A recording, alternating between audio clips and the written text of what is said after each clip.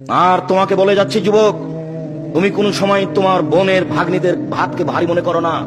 তোমার বউ কিন্তু বলছে বারবার, দেখো তোমার ভাগ্নি আছে, তোমার ভাগনা আছে, তোমার বোন আছে, তোমার বাপের দোস্ত আছে, কত মানুষ আছে, এত রান্না করা যাবে না। এই বলে তোমার বউ তোমাকে বলতে পারে, তুমি শোনো, একদিন আল্লাহ তোমার রুজি দিচ্ছিল শুধু তোমার হাতে, তারপর বিবাহ করলা, তোমার হাত দিয়ে এবার দুইজনের রুজি হলো। তোমার একটা ছেলে হলো, তোমার হাত দিয়ে তিনজনের রুজি হলো। একটা মেয়ে হলো, তোমার হাত দিয়ে চারজনের রুজি হলো। ভাগ্নে এসেছে, 5 জনের রুজি হলো। ভাগ্নি এসেছে, 6 জনের রুজি হলো।